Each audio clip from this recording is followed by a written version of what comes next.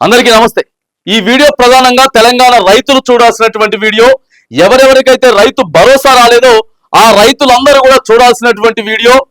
ఎన్ని ఎకరాల వరకు రైతు భరోసా వచ్చింది, మరి ప్రభుత్వం వచ్చింది అని చెప్పిన తర్వాత కూడా అనేక మంది రైతులకు రైతు భరోసా రాలేదు।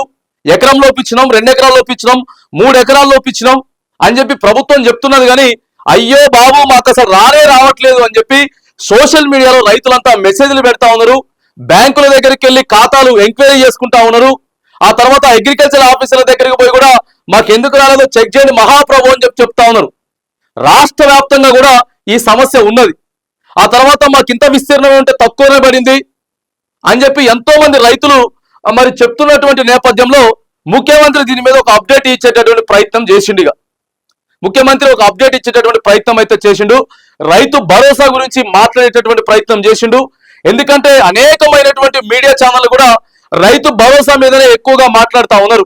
వచ్చిన సంగతి సరే, కానీ రావడం పరిస్థితి ఏంది అని చెప్పి అగ్రికల్చర్ ఆఫీసర్ని, జిల్లాల్లో ఉన్నటువంటి అగ్రికల్చర్ ఆఫీసర్ని, వ్యవసాయ శాఖ మంత్రి తుమ్మల నాగేశ్వరరావు గారిని ఇక డైరెక్ట్ ముఖ్యమంత్రి దాకా చేరేదాకా కూడా రైతు భరోసా గురించి అడిగేటటువంటి ప్రయత్నం చేస్తే ఇక ముఖ్యమంత్రి గారు నిన్న ఒక లెక్కలు చెప్పేటటువంటి ప్రయత్నం చేసిండు। మార్చి 31వ తారీఖు లోపు మేము అందరికీ మార్చి 31 లోపు అందరికీ కూడా మేము ఇచ్చేటటువంటి ప్రయత్నం చేస్తాం। ఎవరెవరికైతే రాలేదో వాళ్ళందరికీ కూడా ఇచ్చేటటువంటి ప్రయత్నం చేస్తాం। ఇప్పటివరకు కేవలం మేము 3 ఎకరాల లోపు ఉన్నటువంటి రైతులకే మేము పైసలు ఇచ్చినాం। ప్రధానంగా లెక్కలు కూడా చెప్పుకుంటూ వచ్చిన సార్, ఎకరం లోపు ఉన్న వాళ్ళకి దాదాపుగా 17 లక్షల మందికి మేము 557 కోట్ల రూపాయల్ని రైతుల ఖాతాలో జమ చేసినాం। ఆ తర్వాత 2 ఎకరాల లోపు ఉన్నటువంటి, అంటే ఎకరం నుంచి 2 ఎకరాల లోపు ఉన్నటువంటి రైతులకి దాదాపుగా ఎంత చెప్తున్నారు సార్, 13 లక్షల మందికి మేము పైసలు దాదాపుగా 1130 కోట్ల రూపాయలు ఇచ్చినాం। ఇప్పటికే ఖాతాలో జమ చేసేసినాం। ఆ తర్వాత 2 నుంచి 3 ఉన్నటువంటి ఖాతాదారులకి దాదాపుగా ఎంతమందికి 9 లక్షల మందికి, దాదాపుగా 9 లక్షల మందికి 1230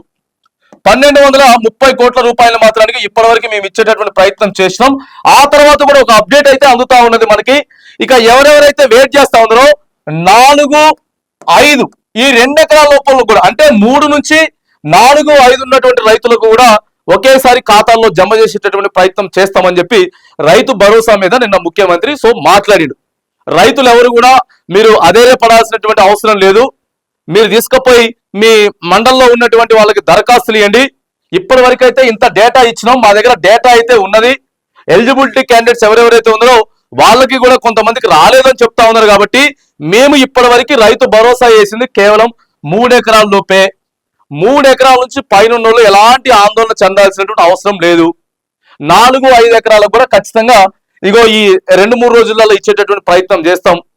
మనది 8 ఎకరాల వరకు కట్ ఆఫా లేకపోతే 10 ఎకరాల లోపే కట్ ఆఫా అనేది ఆ విషయం మాత్రం ముఖ్యమంత్రి గారు చెప్పలేదు।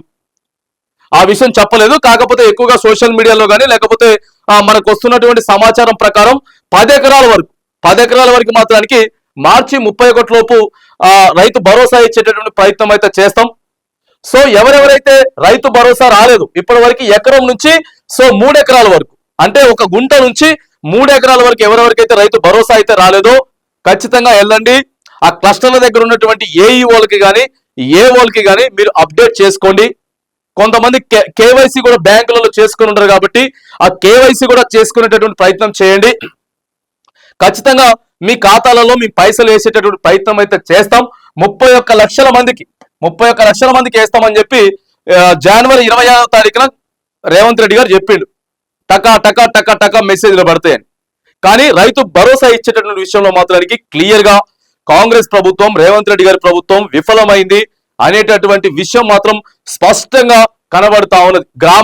గ్రామ స్థాయి నుంచే స్పష్టంగా కనపడతా ఉన్నది। రైతులంతా కూడా గగ్గోలు పెడతా ఉన్నారు। ఇన్ని రోజుల జనవరి 26 అంటే ఫిబ్రవరి 26, మార్చి 26, 31, 70 రోజులు పడుతుందా? మరి గతంలో రైతు భరోసా ఇట్లనే వచ్చిందా? రైతు బంధు ఇట్లనే వచ్చిందా? ఫస్ట్ ఒక రోజు మొదలు పెడితే ఖచ్చితంగా 10 రోజులలో రైతు భరోసా అయిపోయేది। ఎకరంలో పడేది, తెల్లారి 2, తెల్లారి 3, తెల్లారి 4 అట్లా 10 ఎకరాల్లో పడేది। ఎవ్వరికి కూడా పడుకుంటుండకపోయేది కాదు, ఎంత విస్తీర్ణం ఉంటే అంత పైసలు పడేది। అప్పుడు ఈ లొల్లి లేదు, ఈ పంచాయతీలు లేవు। ఇప్పుడు కాంగ్రెస్ ప్రభుత్వం కొత్తగా వచ్చిన తర్వాత గీ పంచాయతీలు పెట్టేటటువంటి ప్రయత్నం అయితే చేస్తా ఉందని చెప్పి రైతులు ఇప్పటికే మొత్తుకుంటున్నారు. సరే మీరు ఆర్థికంగా బాగలేదు, అది లేదు, ఇది లేదని చెప్పి చెప్తున్నారు కాబట్టి మార్చి 31వ తారీఖు వరకు ఈ దరఖాస్తులు అయితే దయచేసి పెట్టుకోండి. రైతన్నలంతా కూడా జర పెద్ద మనసు చేసుకొని ఓపికతోటి, ఎందుకంటే రైతన్నలు కొంతమంది ఆత్మహత్యలు చేసుకుంటున్నారు. మొన్న ఒక రైతును మనం చూసుకుంటే క్లియర్ గా బ్యాంకులోనే ఊరేసుకున్నాడు రైతు. మొన్న 18వ తారీఖు, ఇదే నెల 18వ తారీఖు ఊరేసుకొని చనిపోయింది రైతు. మరి ఆయనకి రైతు రుణమాఫీ కాలేదా, భరోసా రాలేదా తెలియదు కానీ 61 సంవత్సరం బద్దే ఆయిలయ్య ఏదో ఉన్నది పేరు.